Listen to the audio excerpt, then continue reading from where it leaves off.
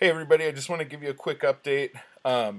Everything is fine. We're working out a Skype issue at the moment, and we will be starting this warp speed. So thanks for everyone who showed up on the button. So I will be seeing you soon.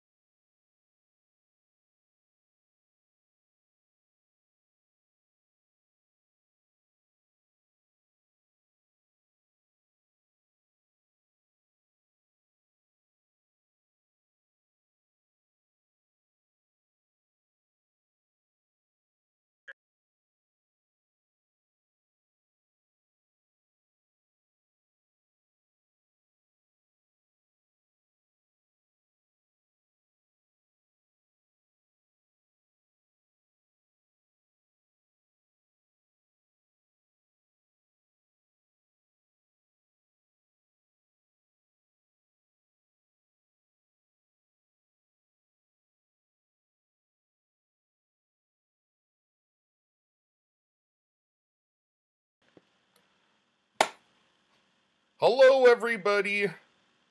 Hello. Thank you for waiting. We got everything squared away. And this is the first Booktube Live, and I'm super excited. And we have an amazing guest, which all of you already know because we've all been tweeting about it and doing all sorts of fun stuff about it. But it is the godfather of Booktube, the managing editor of Open Letters Review, and kind of the most world traveler person who's ever existed on the face of the planet. And we are going to be here with Steve Donahue, and there he is. And now all I got to do is fix this box right here. Yeah, hello, Steve.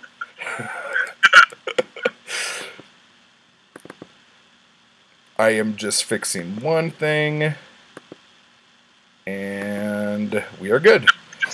All right. Shouldn't I? So I should say hello, Booktube. Say hello, Booktube. Hello, Booktube. None of you will be at all surprised to know that it was a technical difficulty caused by me. That's okay. Oh man. Okay, We're communicating by Skype, and Skype is doing something for me on my yoga book that it has never done before this 1 minute, before the first episode. Booktube. Never done it before. That's usually how it works, though. Like, you can't have anything just being normal. So, we have everybody here, so this is good. So, Steve, there are a ton of questions I want to ask you. And yes, you have to kiss his ring. What ring he wants you to kiss, that's a completely other subject. It's about kissing a ring? Yes, because you're the godfather. Oh. You are a big reason. You're a big... If you're plugging something from the chat, let me know. I'm going to think you're just having an aneurysm. I'm going to have an aneurysm for sure. I'm peaking way too early. I'm super excited. I've been running around the house like an idiot. Zoe's hiding because she is completely afraid of me at the moment. So, but yeah, you were kind of the person who got me into Booktube, because there were other Booktube channels that I had seen, but none of them that made me want to start putting books on my Goodreads to read list, B, wanting to get on here and do something myself. Like, you're probably, when you do like your mail hauls, for instance, you have such a huge spectrum of books that you get that having you here first was really important and means a lot. So I'm very excited.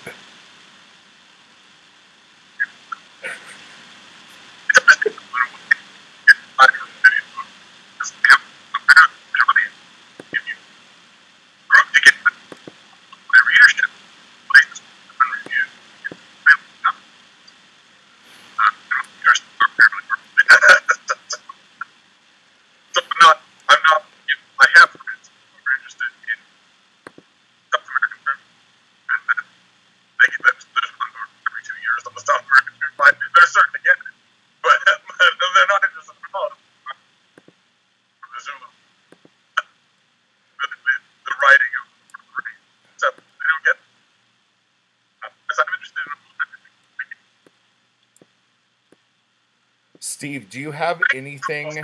Do you have anything covering the microphone on the yoga book that's kind of cutting in and out?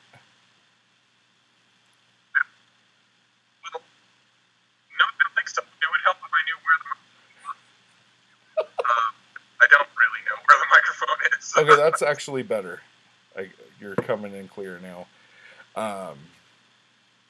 Okay, so I'm gonna jump into a few things, and if anyone in the chat has anything they want to know about Steve, jump in and do it. Just keep in mind, I can't see anything except I can't see the chat. I will let you know everything that comes in. Now, yeah, so you're going to have to do a bit of meta narrating.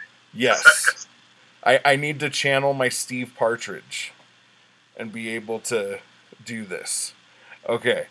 My question to you is, there's been, if you go through all your videos, all 80 million videos, it's a lot. You get, I don't know how many it is. It's over you get little pieces of the history of Steve Donahue.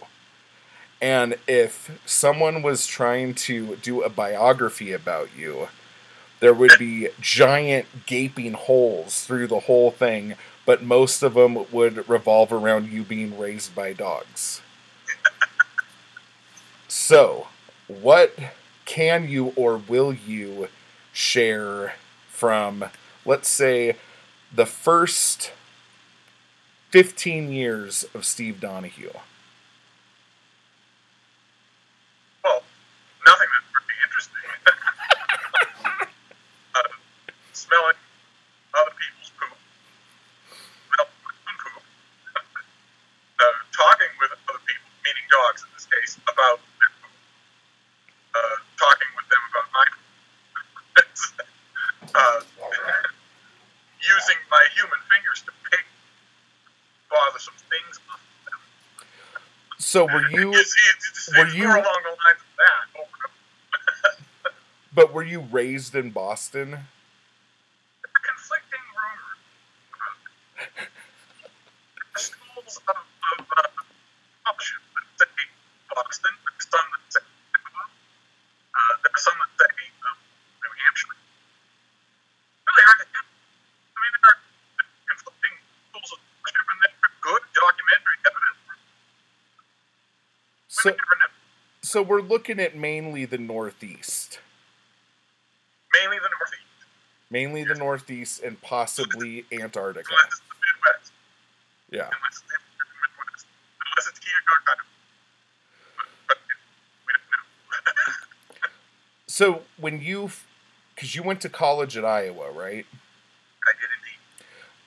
Is that a place you had lived or been to before going there for college? There were people at the time who had that impression.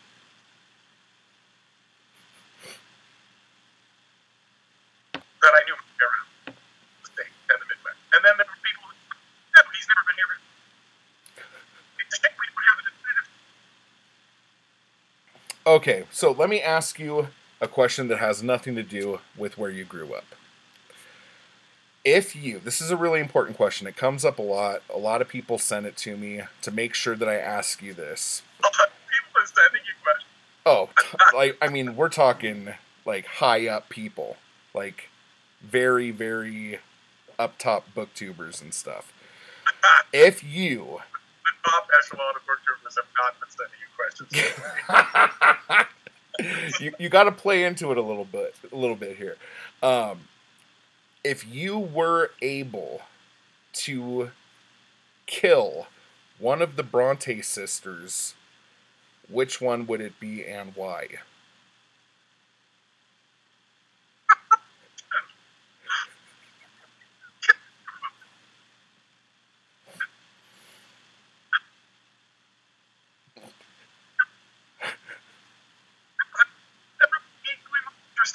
I can't pick out one that's more monsters than the other.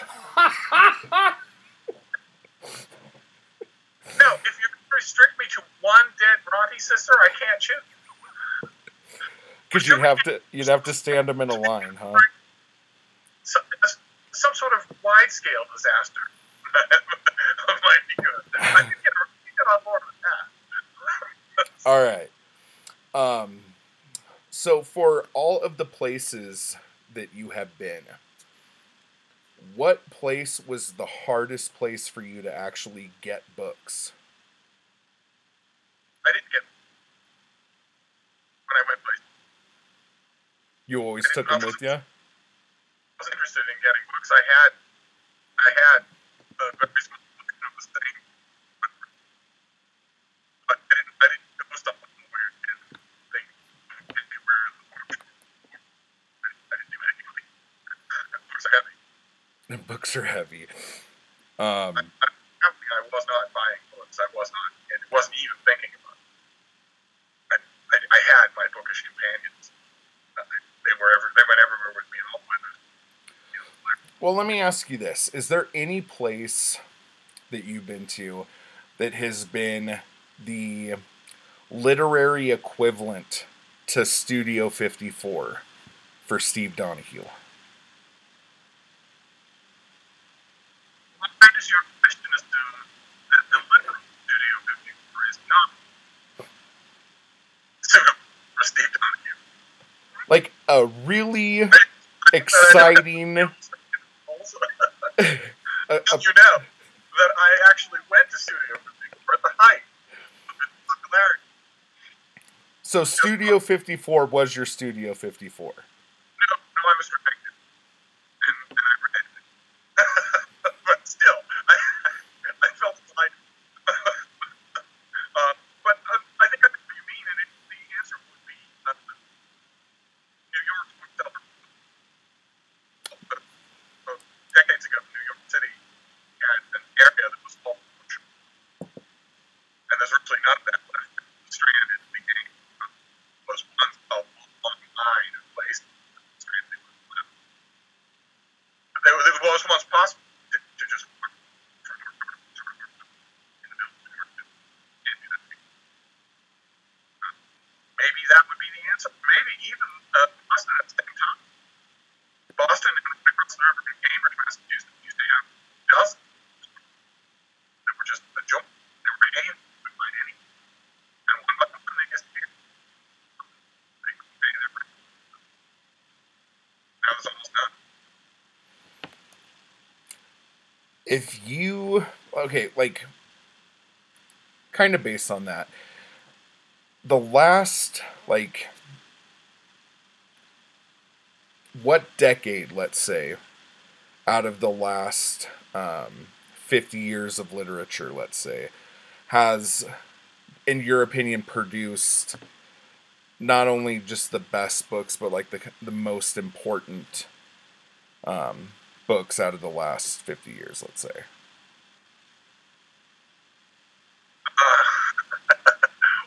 Well, I would say at present, if I had to choose a time, I would say that I've never been guilt and talented broadcast for now teaching at any point in history. You just writing work, writing school, and completed like most of the and you need people to teach them. The young people, 18, the 20-year-olds, 22-year-olds, 26-year-olds who are going to those schools now are getting a lot of high quality than they would have 40 years ago. If that makes any sense. Yeah. I mean, you had in the late 70s and through the 80s, you had a bunch of literary titans on the American and European, but they were still regularly producing names that have since sort of gone into the encyclopedias and the text.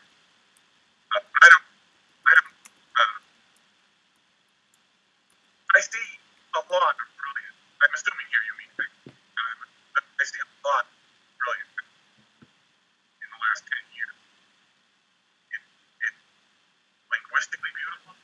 It's really thoughtful and adventurous. The only thing that I can hold against it, the only knock that I can make, is that it's ignorant of tradition. Its authors have not read it. You might think is a bit of a failure for a writer.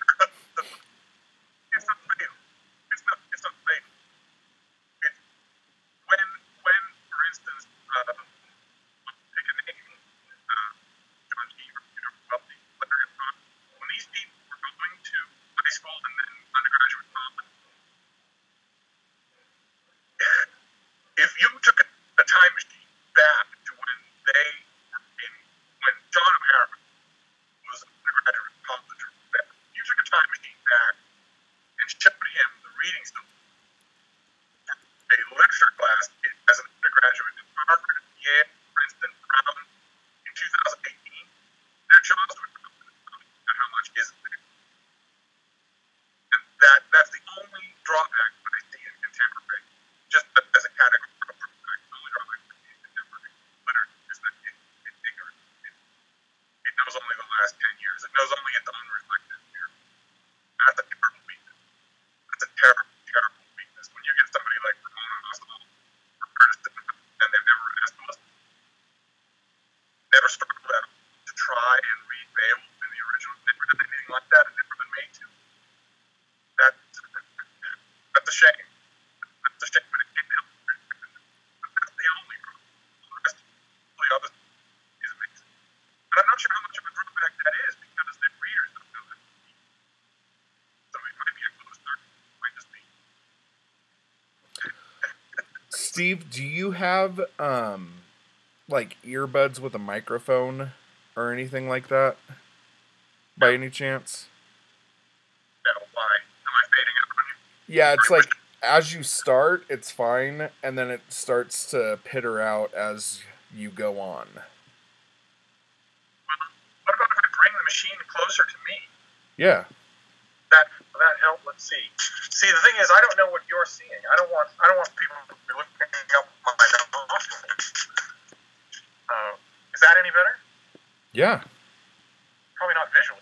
No, yeah, that's good visually and audio wise. Okay. We can try that. Yeah, chat, let me know if that's better. I think it is. Okay, let me ask you a question that's more about you. Why? Had enough of that disquisition on literature, did you? No, we will get back to that for sure. Why is open letters called open letters? Oh, well, the journal right now is Open Letters Review. Yeah. And the reason that it's called that is because I wanted to signal with it was a continuation of sorts of Open Letters Monthly, which had been, the literary journal that I helped found that went on for 10 years. Published a lot of great stuff, including a lot of people who went on to have books of their own. And I wanted the continuity, but I also wanted something different. I wanted people to make sure that they knew this was not a monthly thing. But the original name, Open Letters Monthly, was put up by John Cotter, the novelist John Cotter, who was also one of the founders of Open Letters.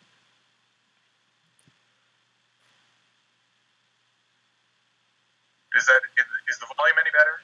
Yeah. Funny enough, when you turn your head, it like completely drops. Okay. I'll turn my head then. It's really weird. To keep an eye on my okay.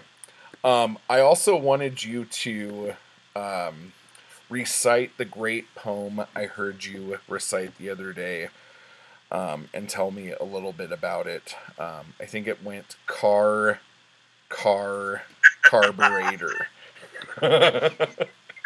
It was just a bit of me being a snotty because I can't stand contemporary poetry. I just hate it. Most of it, I just hate. Did you actually read that somewhere? No, but I've read just as bad. It's not hard to do. It's not like you need to go looking. Just go to your local Barnes & Noble, your local bookstore that has a big magazine section. Go to the literature section of the magazine section and find Poetry Magazine.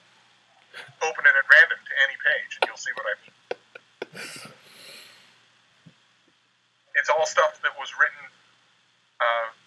completely solipsistically. It's understandable only by the author and a couple of his closest friends, who will hear it at a poetry recital, muttered under breath, and say, "Oh yeah, I remember that orange car." Yeah. And the audience has no idea. They don't remember that orange car. They weren't there in the back lot in Oneida, Louisiana, and they need to be in order to understand it at all, because there's no imagery, there's no power of concept. It's just evoking a name. So if you don't recognize the thing, then you're out of luck. And the Beats started that, and I hate it. Absolutely hate it. So let's talk a little bit about some of the things that you've been talking about lately on your channel. One of the things was the fear of people getting sick of book hauls. Yes. And mail hauls. But I asked for a dispensation on my channel, and I was granted, so I get to keep making book hauls. Oh, definitely. Like, that's one of the funnest things.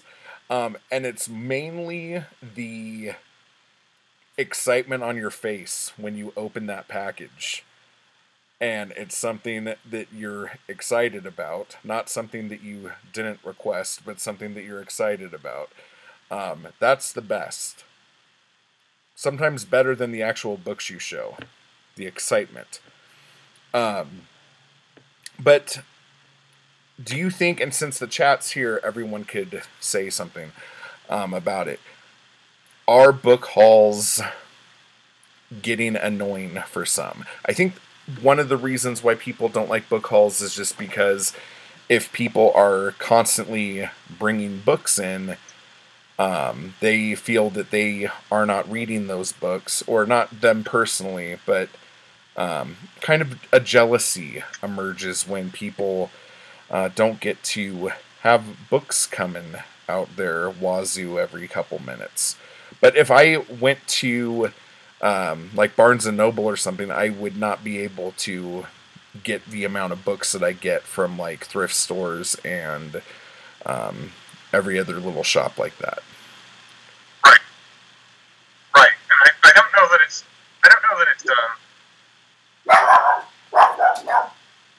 Oh. Yeah. That means there's a bird somewhere in the vicinity. So. I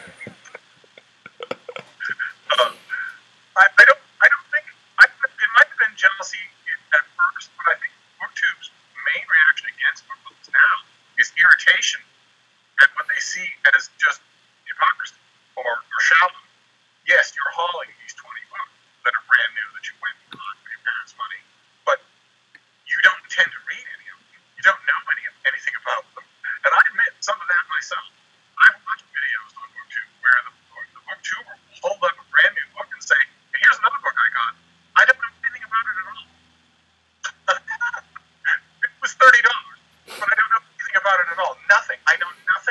hell, I just bought it. I saw it and I bought it. And I've lost count of how many times I've watched videos like that and said out loud to the screen, "You're an imbecile." And that can be annoying. so I can understand people might not like that. But I have to assume, judging by the number of dispensations that I got in emails and texts and comments on my video, I have to assume that people see that that is not the case with me. I'm deeply involved in these things. I care about what they are. I know their precedents in a lot of cases. I am going to be involved in the chorus of criticism that comes out about a lot of them. So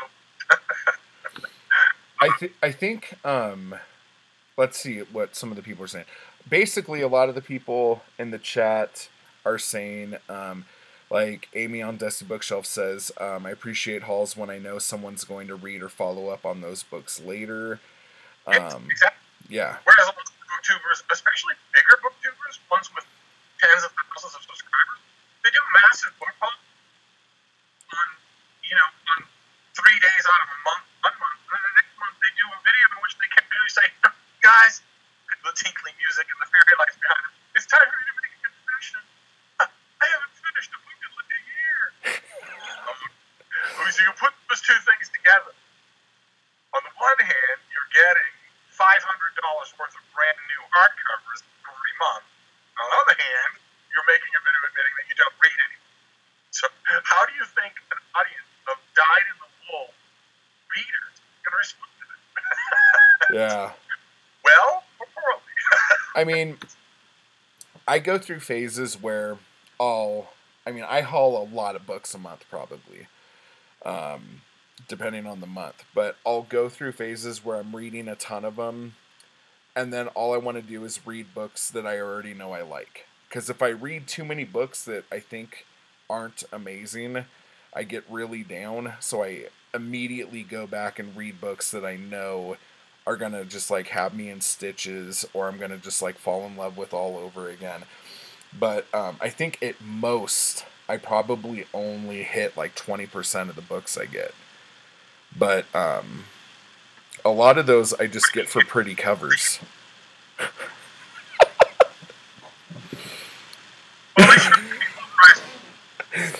Or they're like multiple copies of the same book. Well, plus you're a bit of a connoisseur when it comes to paperback format, right? Yeah. If you were in a used bookstore and you saw an old Fawcett paperback of some book that you have 5 copies of, but you'd never seen that before on the cover, you'd get it. Even though you had one. Even if I had the book and I had that exact copy, but this copy's spine might be a little nicer than the one I have, I'll still get it. And then come back and look at them and go, crap, I don't know which one's better. I have stacks of multiples of books that I'm going to be sending out to people, and I keep forgetting to do it, or I'm debating on which ones I want to send. But the crucial saving factor in your case, and you're not the only one, there are plenty of people who are like that, and the crucial saving factor is your enthusiasm. And that it only costs about 25 cents. Yeah. Whereas the booktubers whose hauls tend to create ire are people who obviously don't care about the books they're hauling. they don't care about the specific books. They care that someone with 10,000 more subscribers than they are already mentioned. So it must be. So I have to go again. Here's a good for instance. Okay, look at this beauty. Okay, this is Star Trek VI by James Blish, and the cover is completely gone. It's not there at all. And I'm like, okay, I need to get another one. So I got another one that's the same copy. But if you look at the spines, people, you will notice something. The spines are printed differently. And that's because this one with the ripped cover is the first printing, and this one without the ripped cover is the second printing from 4 months later. And I don't know what to do. But stop waiting around. Show them that gorgeous artwork. Look at hold that book again. Show them you've got Enterprise crewmen in the act of beaming. See, they're partially transparent. Isn't that wonderful? Yeah. See, if you move from left to right, they get more solid. as they go along. Yeah. And look at the alien lighting on, just lovely. Oh. It's gorgeous.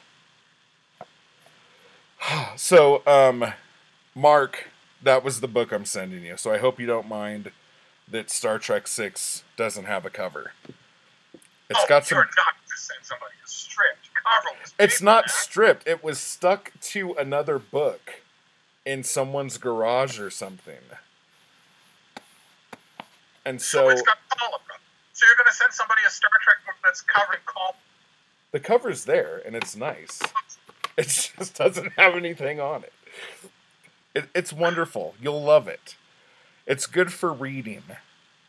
You could definitely take that. And this is coming from the guy who, when I asked, hey, Steve, how do you get mildew out of a book if there's been a book that you think is mildewy in the garage? And then he makes a video of it where he basically just makes me look like a dick.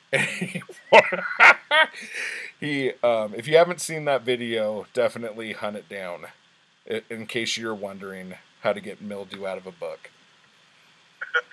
I read all these things online, and it's like, oh yeah, put the book in a microwave with a sponge and maybe some vinegar, and you could just zap everything out of it. What I don't understand, I don't get. Paramount Pictures is, of course, hungry for money. All Hollywood studios are. Hollywood attendance is down. It's at record lows. Paramount Studios will take money if they're sure they can get it. I don't understand why they don't make beautiful trade paperbacks with that artwork and those reprinted episodes. Yeah. By James Blish. Instead of... Also... The leatherbound volume that they just did, that Barnes & Noble Classics just brought out, Barnes & Noble horsewhipped them at the bargaining table. Paramount doesn't make any money on the sale of that. And that's insane. Paramount still owns these things. They still own the artwork. They could easily bring these out as, I don't even know, a nostalgic reprint. Every Star Trek fan of a certain age would buy them. Yeah. That's thousands of sales that are guaranteed to happen. I don't know why they don't do it. This is what set me off completely with that Barnes & Noble edition, because it is beautiful. I had it in my hands multiple times debating on whether I was going to get it, but it only has like half the stories in it. Yes. And I don't understand why they can't just either do 2 volumes or 1 big volume. I've never understood why... I mean, with the John Carter book, it's a monster, and it only has the first 3 books in it. So I can understand why they didn't decide to go 11 on that one. But I get really... Yeah, but the John Carter, the volume that they do, still makes no sense. No. Because the first 3 John Carter novels are one story. Yeah. And it really shouldn't be that big. It doesn't have those first 3. The first 3 John Carter novels are one big story. They fit really well together. Yeah. They do that, but they don't do it. And also, nobody has thought to come out with a trade paperback reprint of those first 3 John Carter novels that has all of Frank Frazetta's artwork. Color and black and white spot illustrations that he did. Those are not available in book form now. And they are a selling point. If you put them in a book, people would buy it. I don't understand it at all. But I agree with you completely about the James Blish episodes. I wish that all of them were available. I'm hoping they do a second volume. And that Star Trek sold well. Yeah, on a John Carter little tidbit here, folks. Gods of Mars has probably the best cliffhanger ending of any book that's ever happened in the history of forever.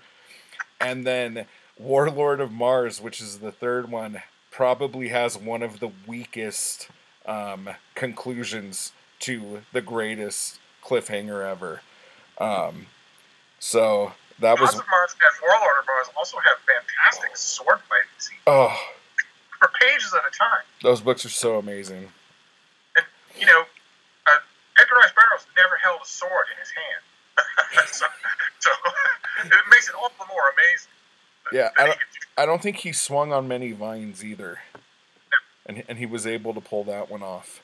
I wanted to ask you. You had a book the other day called "The Big Ones." How was that? It was really good. It was really, really good. Coming from someone Sure. who's lived in Southern California forever, Yeah, you're I've doomed. always been terrified about the big giant earthquake, but yet I don't feel the need to leave. So, Yeah, you're completely doomed. Yeah. did anything come out of that book that you didn't already know? No, no, I've studied subduction zones on the San Andreas Fault. The San Andreas. I mean, you can't say that anything is overdue because these things don't work on a timetable. Yeah. But if you just take the length of time and you plot in the number of major incidents, you see that it has been much longer than normal since there was a major earthquake, a major subduction in the San Andreas Fault that causes it, like that book says, to shift 20 or 30 feet. And if that happens, and when that happens, that will certainly happen in our lifetime. When it,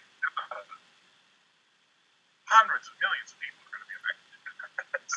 not just the ones who got, hundreds of millions of people. You just have to hope that when it happens, the president in the Oval Office didn't lose California in the election. Or that president will just let it rock. Yeah. Didn't used to have to think that. Didn't used to have to worry about that. Now you do. When we moved up here, I thought it would be better being on top of a mountain. But the earthquakes are completely different here. And I still don't like them. I thought being out of big, tall brick buildings would be the best thing. But no, they're still scary as fuck up here, too. So. And you're also in the crosshairs for something that's potentially much worse than a big earthquake, and that's the Yellowstone supervolcano. Yeah. The eruption shadow, the cone, as they call it, of damage that follows the eruption of the Yellowstone supervolcano will go in your direction, not mine. Yeah. So I don't know. We can just hope.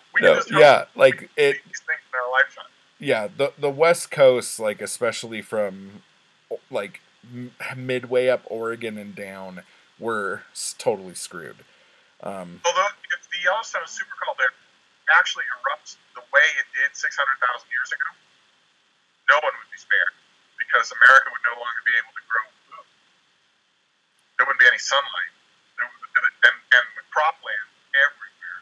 Yeah. Covered in the equivalent of a blizzard of ash. It would be 3.5 feet of ash. You can't grow anything in 3.5 feet of ash. And people don't, Americans especially, don't realize how much of the food of the world is grown in the middle of the United States. Yeah. Staggering percentage. If that were to happen, it would be like Blade Runner, but not as fun. It would be horrific. Chat, I want you to know I am seeing you there. I'm not ignoring you. And one of the topics... It'd be the worst possible thing for the chat if you and I start talking about John Carter Mars, because it'll be like they aren't even there. I think Mark's here. He'll jump in and say something. But no, what I was gonna say was in the chat they're talking about the best Sherlock Holmes, and because it goes right along with what we were talking about, obviously, and Zoe has been pushing Jeremy Brett on me, and I've only seen, I think, one thing with Jeremy Brett in it, and he was great. But she doesn't think I've seen enough, and I have to keep watching. So, Jeremy Brett is awesome for sure. He's awesome. He has a totally different take than Benedict Cumberbatch. It's an almost totally different Sherlock Holmes. But yeah. The character is great. The character can bear it. And the amazing thing about the old Grenoble out of TV, the BBC, the Jeremy Brett Sherlock Holmes, is that they tend to get better as they go along, even though he gets better as he goes along, even though the shows get worse. Or at least the shows start deviating from canon. Okay. So that they elaborate a huge amount that isn't in the stories. Sometimes to very good effect. Sometimes to very good effect. There's one of the last ones that they did. Boy, Jeremy Brett was dying of heart failure. You could see it. He looked sicker and sicker in that last year. There's one scene in one of the last episodes they did together where there's this swindler who is pretending that he's confined to a wheelchair when he's really not. And when Holmes and Watson figure out that he's the bad guy, Watson pulls his revolver, and when no one's around, to hold the guy in place until the police can arrive. And the swindler starts to get up out of his wheelchair, and Watson says, "Take a seat, sir. I was a soldier in Afghanistan. I've shot nobler creatures than you." And well, that line is fantastic, and that's nowhere in North Dakota. What, like, everyone talks about the best Sherlock and all this stuff, but what about Jeremy Brett Sherlock Holmes is pretending to be a stable voice or a stable hand, and at one point, a pretty girl says to him, he's in disguise, and she says to him, "Kiss me," and he looks at her, and Jeremy Brett, his face takes on just this look of pained tragedy, and he says, "I don't know how." Oh, absolutely perfect, and yet never in the Holmes canon. That's just so great. Oh, I'm sorry, I stopped all of you there. No. I was just gonna say, like, for who do you guys think the best Watson is? If anyone even knows who Watson is in the older stuff, and even the Basil Rathbone stuff. Watson's not a fool. You lose everything to make Watson a fool. No, I don't understand how Basil Rathbone was a big Sherlock Holmes fan. I don't have anything to lie. He didn't see that. No, it can't be Nigel Bruce. It's, in my opinion, it's the second Watson from BBC. They lost their first season Watson, who was a bit of an imbecile, played him as an imbecile. And they got, I think his name is Edward Hardwick, and they got him to be the second Watson, and he does a perfect job. Just exactly what you want. Watson is very smart, first. It doesn't do any good to act astute or genius like Sherlock Holmes with an imbecile. Yes. You lose it that way. You lose your reader identification. So I was glad that, like, for instance, the Benedict Cumberbatch thing, I was glad they gave him a Watson who sees through him. Yes. I really like Martin Freeman in there. Yeah. The Martin Freeman Watson is amazed by Sherlock Holmes' incredible abilities, but he's not threatened by it. And that's great. And also, in Sherlock, we see the psychological level. The main reason that the Martin Freeman Dr. Watson isn't just cowed by the Benedict Cumberbatch Sherlock Holmes because he sees that psychologically Holmes is a mess. Whereas in the canonical stories and in the BBC, you don't get as much. You don't get.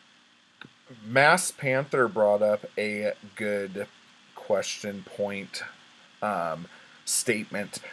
He says, picture Adam West as Watson. But if you were going to have Adam West as Watson, who would be Sherlock? Can you have Adam West as Watson with just anyone as Sherlock? That's crazy talk. Why are you just assuming that Burt Ward couldn't be Sherlock? That's a definite fact. I don't think that would work at all. But earlier today, you posted a video that is bound to get some good talk and stuff going around about authors' relationship with reviewers and vice versa, publishers' relationships with reviewers. And what's that? Plots and points made me do it. Plots and points made me do it. That Mandy Lynn video 2 weeks ago, and I made a 20-minute video in response to it. Yeah. That was pretty dirty. It was pretty fiery. And I intentionally didn't upload it. I just put it in the garbage, and I thought, no, this will be misconstrued as you just beating up on someone. Don't bother to do it. But one of the points that I made in that original video was a point that Plots and Points repeated verbatim in his own video, which is that authors can't expect feedback from critics. By the time your book is out in the world with a price tag attached to it, you're long past the point of feedback. Exactly. The critic is not there to give you feedback. Critic doesn't want to make your book better. Well, let me ask you this question, because this is the only thing I could see as any kind of defense to the statements that were made in the original video, which would be, do you think customer reviews on Amazon hold the same weight as reviews that get posted in magazines and journals and I guess like even Booktube videos? I guess like are. Depends on. I mean, there's some Amazon videos, or there's some Amazon reviews that are extremely good, long, detailed. Yeah. Where the person makes points and then buttresses them. I found those in every genre. It depends. The thing is, the main difference is that with an edited journal, something where the writer submits their work to an editor before it's seen by the public, there's a greater chance of it being good. Yeah. There isn't anyone like that doing that job at Amazon or Goodreads, so anybody can write anything. Whereas, like for instance, an Amazon review that says, I'm giving this book 1 star because it was a week late getting to me. Nothing like that's going to happen in the Washington Post. Yeah. Right? I mean, because even if the writer is dumb enough to think that's a critique of the book, the editor is not going to let it happen. And all the way down the line. So if a book reviewer sends a review to an editor and it's all harping on one point, one particular thing, well, then the editor's going to say, all right, could you redo this? It looks like you didn't read anything else in the book. Whereas if somebody putting that review on Amazon has no restrictions at all. Yeah. It felt like when I watched that video that video was like targeted towards people who are already buying that author's work. But there were a lot of blanket statements in there that you shouldn't make. And I think that's what's... Mandy Lynn's video was targeted at her fan base. Yeah. But it wasn't pitched that way. No. And like, I don't... You want to talk to your fans and tell them, give me 5-star reviews, go right ahead. Don't say that a 5-star review is the point of a review, of writing a review. That writing a review is to support the author. That's insane. Yeah. Absolutely insane. Not only does it destroy the basic tenet of trust between the reader and the reviewer, but it also deprives Steve of one of his prime sources of entertainment, which is to savage a writer in print. If you say that my job is all of a sudden to support these miserable alcoholic sots, then what do I do for fun? Yeah, you can't. You're not allowed to do that because that's trolling. That was quite the statement. Incredible. And incredible. That saying "don't buy this book" is just trolling. Yeah. I honestly think that if not for that unspecific line, neither one of the books combined really have remembered that video. Well, that one brought it into 21st century iPhone parlance. Yeah. And that's really, really bad. The intellectual atmosphere of the Republic letters is bad enough as it is. Without people starting to think that if I'm an indie writer, I have the right to write crap. Eric Peterson says reviews should tell you what it is and what the reviewer liked and didn't like. Catalyst Reed says they mean something to the reviewer perhaps, but if you don't know how or why they rate books, it's pointless. It can be pointless.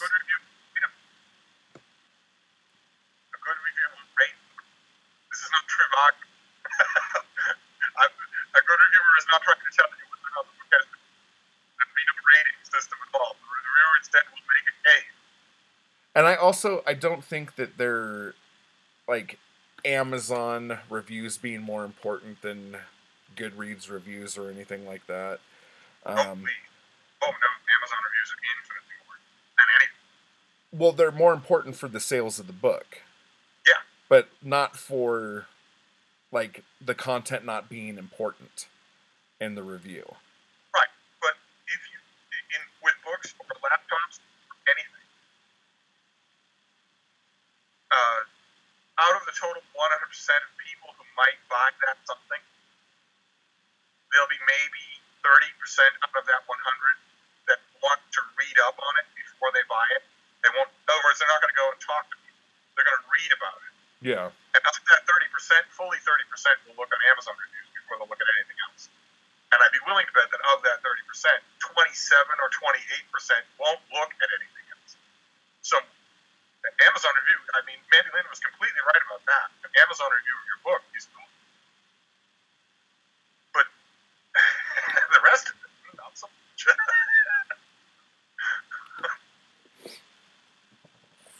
mean, I know that part of it was just Amazon. But I don't know that it should be. I'd be willing to bet that if she were to engage on the subject, she would say, well, you know, I'm not talking about Dan Brown here. I'm a self-published author. I'm an indie author. I'm trying to build my brand. Exactly. My response to that is stop right away. Go into air conditioner review. You're either in publishing or you're not.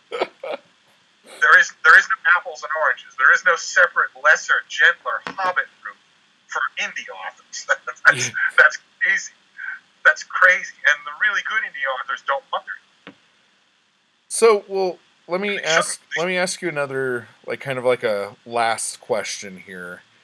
That's kind of broad, but as far as the publishing industry goes right now, what are a few things that you think need to change or the publishing industry needs to do better in order to survive, basically? The publishing industry. The publishing industry.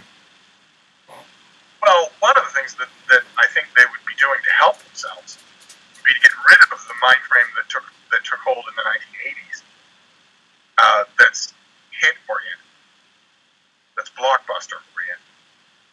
The idea took hold in the late 1980s and the early 1990s that publishing should be a business with a boardroom and directors and CFOs and CIOs and CWOs, chief wisdom officers, and that there should be all kinds of levels of management, and that they should all make exorbitant amounts of money, and that more important, well, if they need to go to Midtown Manhattan, see Stephen King's representation, and offer them 8 figures when they have 200 authors to pay, 8 figures, that maybe instead of doing that, they should not do.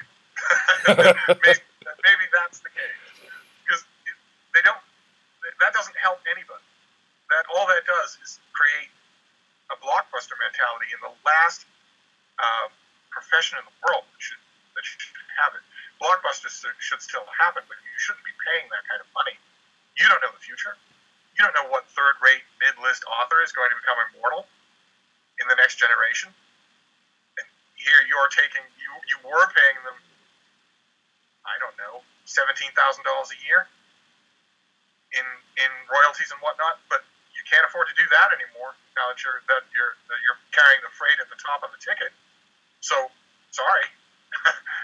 You can send us your book, but we'll give you some pittance for it, or you can hit the road and go somewhere else. I think the bigger publishing houses are hurting themselves by thinking of themselves as Fortune 500 businesses. So that's a big thing they could be doing. But another thing that I mentioned it I think a year ago on my channel. The way that publishers, their relationship with retail bookstores is insane, absolutely insane. We don't need to worry about it because it looks like I myself think the last big chain retail bookstore in America, Barnes and Noble, doesn't have long to live. Yeah. So I think very soon we'll see a bookstore landscape that's very different from what we have now. But for years, for decades, publishers agreed to an arrangement with Barnes and Noble and Borders and Procter and Gamble and Laureate, where they send you a pallet of books, boxes and boxes of books, 10 feet high, and it comes to your receiving room, and Sue Morrow unpacks it all and puts it in the right place. It comes out of the shelf, and the bookstore is not on the hook for any of it. In 90 days, they can return what they haven't sold. The bookstore has to take it back. Pretty easy. That's a completely crazy business. Do you think that it would be in the the big five, big six? What is it now? Big five, because they merged. Do you think it would be in their best interests to do everything they can to keep Barnes and Noble alive and well, like as far as a tangible bookseller? Because if that's gone, all you have is basically Amazon and Apple, right? It's not just in their best interest; it's their whole survival. So if Barnes and Noble everything. goes, the big publishers go too. If there's no place for the general public to walk in and see the result of your money, because every single inch of display space on a front table at a Barnes and Noble paid. Yeah. That's not just random chance. That's not the staff saying, "Here's what we have, such and such of." That's Random House or Harper or whatever saying, "Here's a check. Here's exactly where we want the book." And they do that because they know that nobody reads book reviews and that nobody does anything else. That most people who buy books wander into a bookstore and see it. Yeah. And buy it. If there's no place for them to do that, that whole model goes out the window. Or becomes localized. So you've got little bookstores. I think that would be the saving grace of the book industry and retail. Would be if we're seeing a small renaissance in little bookstores. That would be great if that happened. But right now, for the kind of volume that supports a Stephen King or a Mary Higgins Clark or a Danielle Steele, for the kind of volume that supports the top of the ticket monster items like that, the only system is one that effectively showcases your book. So the big five, the big six publishers in America should do whatever they can to keep Barnes & Noble with it. Whatever they can, because it's their own neck on. Do you think there are any publishers, big or small, that are basically doing everything right now? Well, yeah. I mean, a lot of them are doing what they can. W.W. Norton, of course, I'm a big fan of their basic books here in Boston, Pegasus books.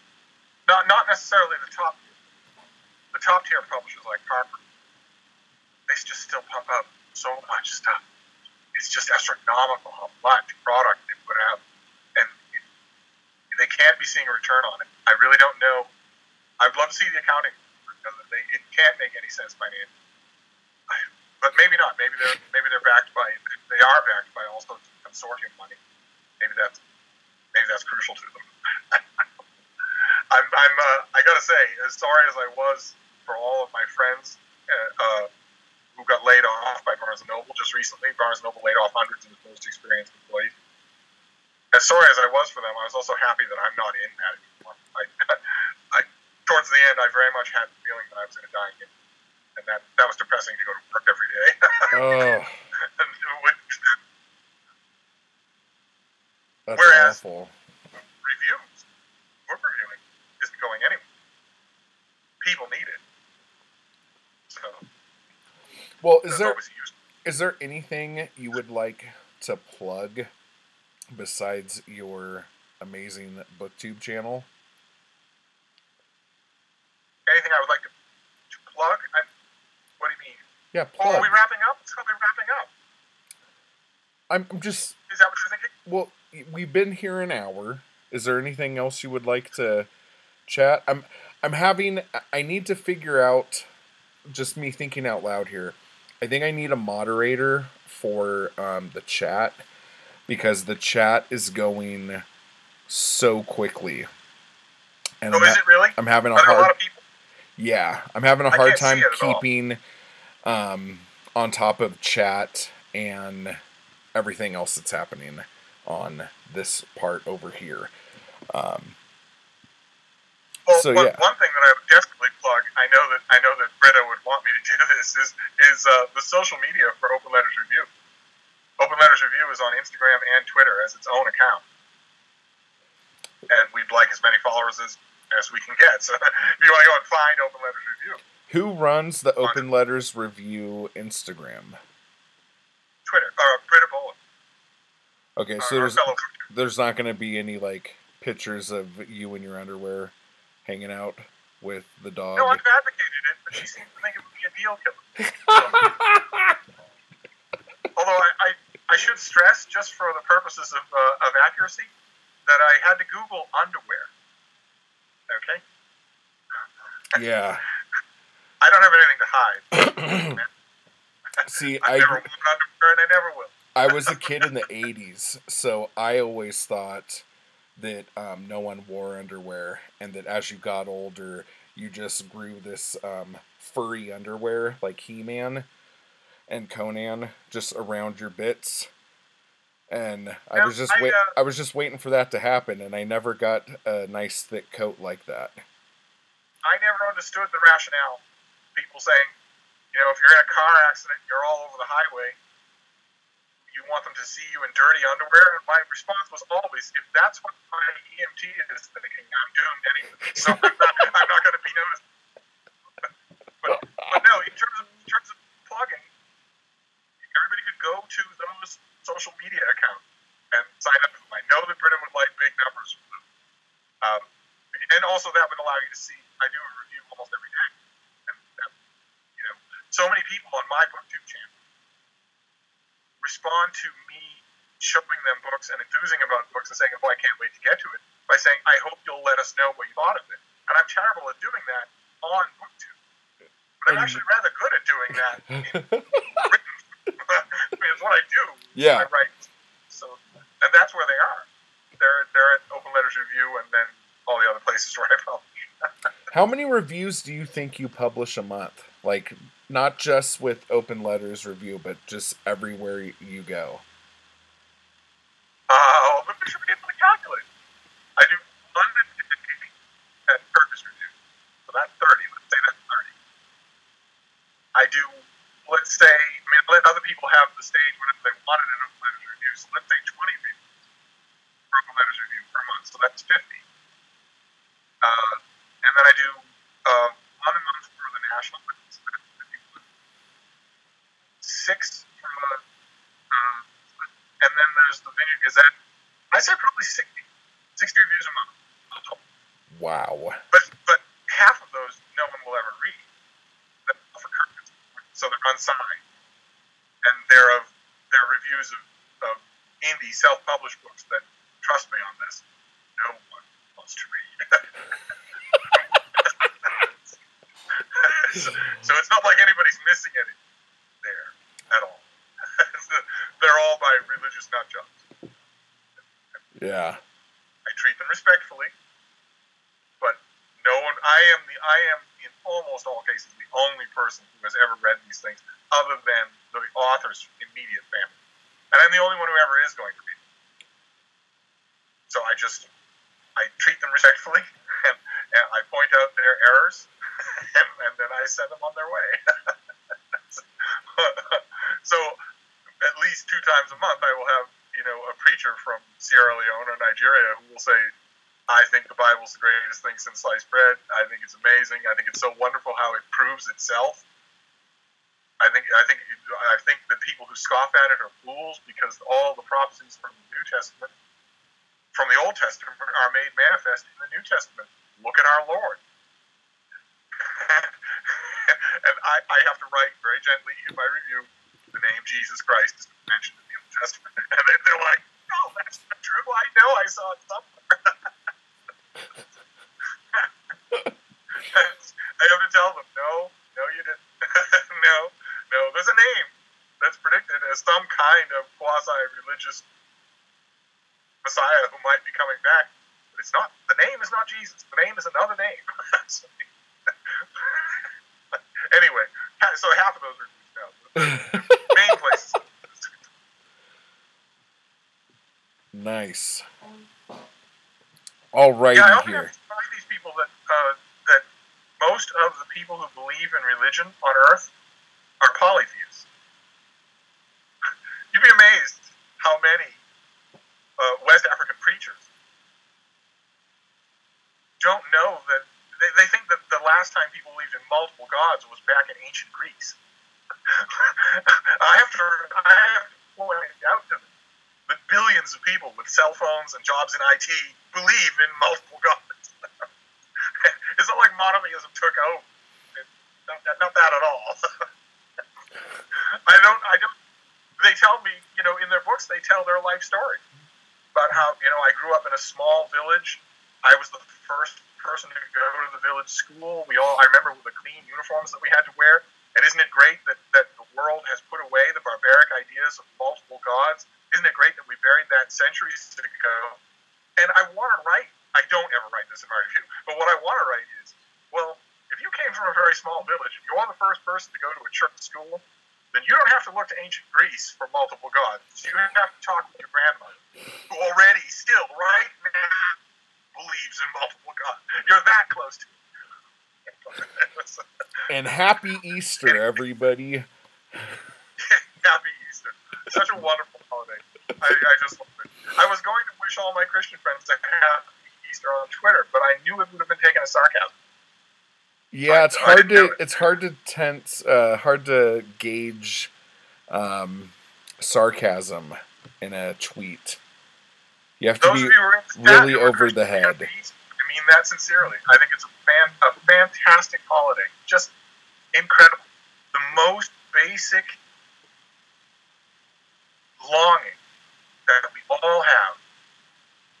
Those of us who've gone through grief, real solid grief, not I had a great grandmother in Oshkosh, and she was 200, and then she died one day, and I don't remember her.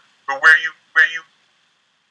know and love someone so much that you can legitimately say without any melodrama, they are my life, and I cannot imagine living without them. And then you lose them. When that happens, for the group of people who have experienced that, they'll know what I'm talking about. When that happens, the foremost, most basic cellular longing that you have is to turn around and have them be standing right there. And that's the Easter story. That's the resurrection. We saw him die. He meant everything to us, and he's back. That's just amazing. Just an amazing moment. It's all the Gospels do it well. Some do better than others. I myself like the simplest, but just amazing to me. I love that story. And on a basic human level, on a basic one-to-one, just pure, raw, emotional level, no other major religion currently operating in the world today has any moment like it. It's no surprise to me that the way that Christianity caught on from the bottom up rather than from the top down. Anyway, sorry. I love it. I absolutely love it. I love the moment. The simple human things. When Mary of Magdalene, when she says, I saw a man, and then I knew that it was him, and he said my name.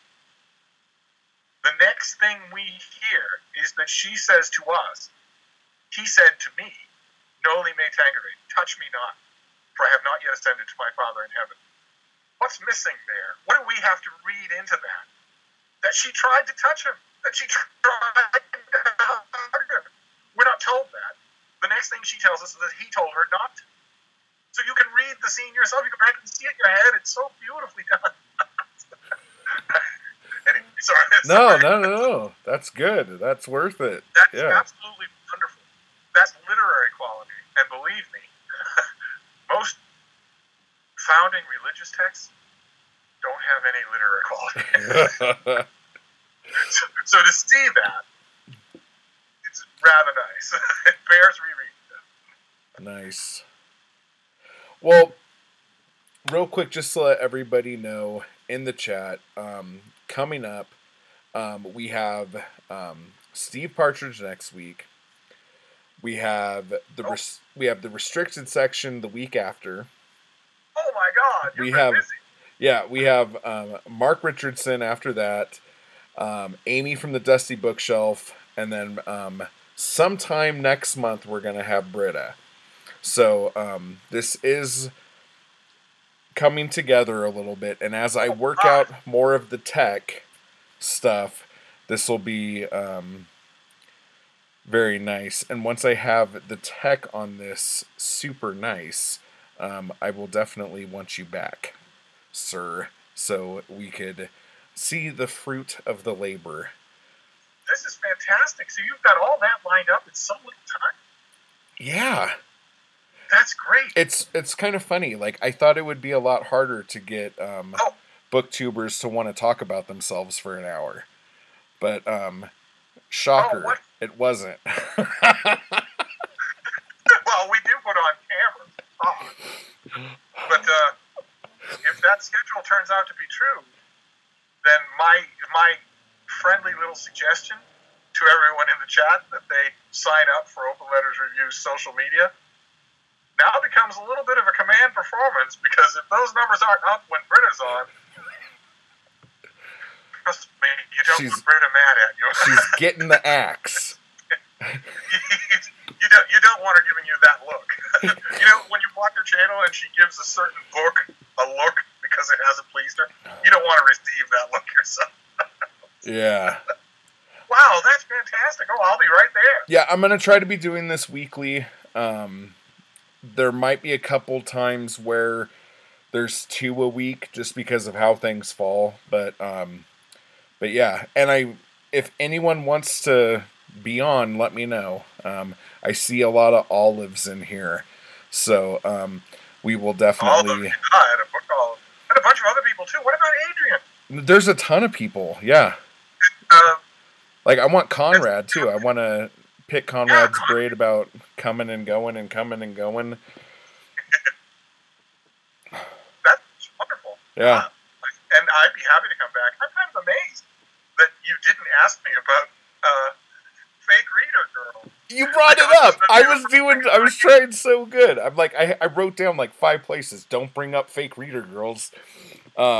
So, Steve, let's talk about Fake Reader Girls. How did that happen? Aren't we going to go long? That's what she said. Go ahead. Well, I mean, I don't. I wasn't saying that I particularly wanted to talk about it. I just thought it'd be the first thing you'd bring up. It was a genuine controversy. Yeah. That greeted me almost upon my arrival on Booktube. Well, then let's do this. Let's put a pin in that, and next time you come back, all we'll do is talk about Fake Reader Girls.